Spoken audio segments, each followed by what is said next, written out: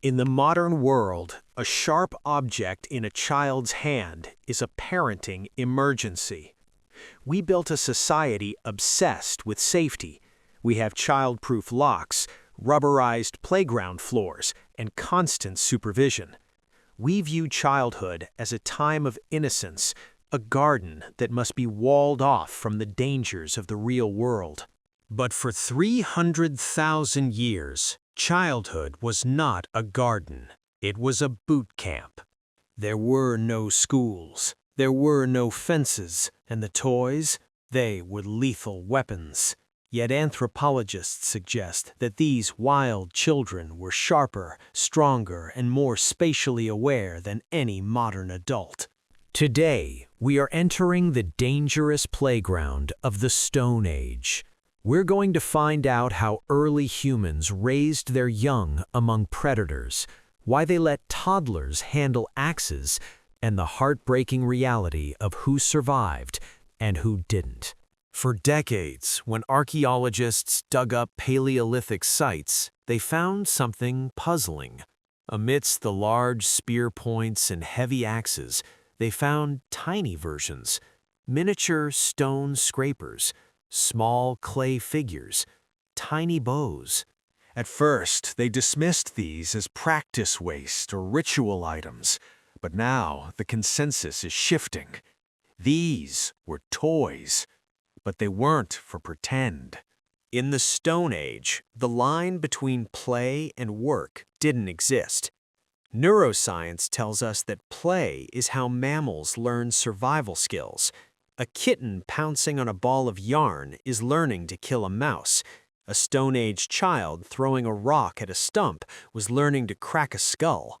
Ethnographic studies of modern hunter-gatherers, like the Hadza in Tanzania or the Patacana in Brazil, show us the reality.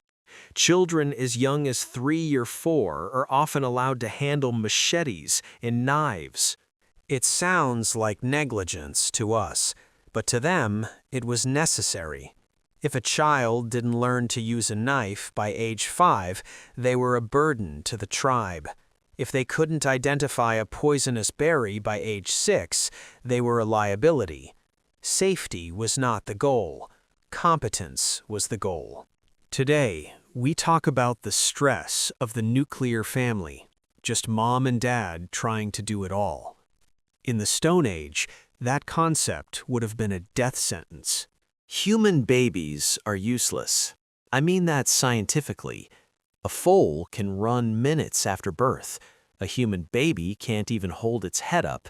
To keep such a helpless creature alive required a biological trick called alloparenting, or cooperative breeding. This is where the grandmother hypothesis comes in. Human women live decades past their reproductive prime, something very rare in nature. Why? So they could become the tribe's secondary mothers. A Stone Age child didn't just have 2 parents. They had a web of protectors. They were breastfed by aunts. They were carried by older siblings. This constant physical contact rewired the human brain. It made us intensely social creatures. We learned to read micro-expressions and tone of voice before we could speak, because our survival depended on understanding the tribe. But we have to talk about the darkness. We cannot romanticize this era. The Stone Age was a time of high infant mortality. Some estimates suggest 25% of children didn't make it to age 1. Another large percentage didn't see puberty. There is a cold theory that ancient parents didn't love their children like we do, that they remained detached because death was so common. But the archaeology proves that is a lie. In Sunghir, Russia, archaeologists found the grave of 2 boys, aged roughly 10 and 13, buried 30,000 years ago.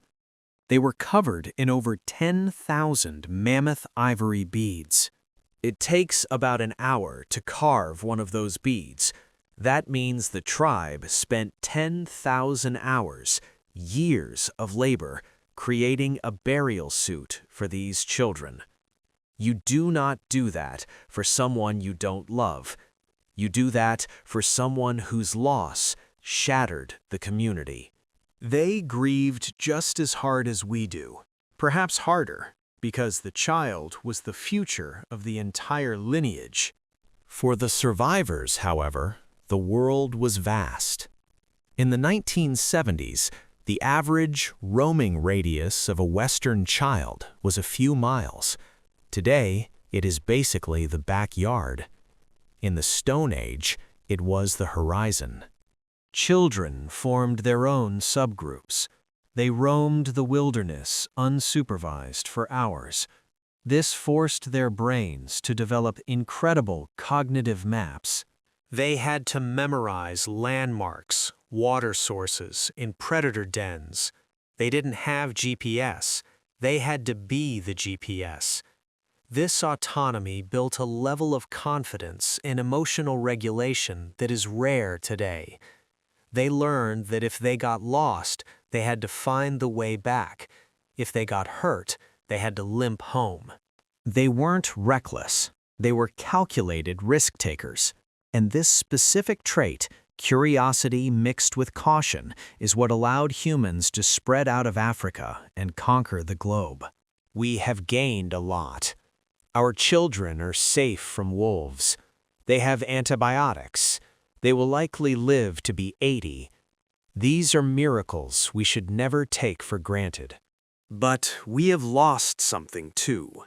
We've lost the trust in a child's ability to handle the world. We've traded competence for safety. The Stone Age kid wasn't a fragile thing to be coddled. They were a vital, capable member of the tribe, carrying their own weight, facing their own fears, and learning the hard lessons of the earth. Maybe we don't need to give our toddlers axes, but maybe, just maybe, we could let them climb the tree a little higher. If you enjoyed this deep dive, you need to watch our next episode. We're going to explore the one thing even these tough children were afraid of: the night. I'm Sam, and this is Primal Roots.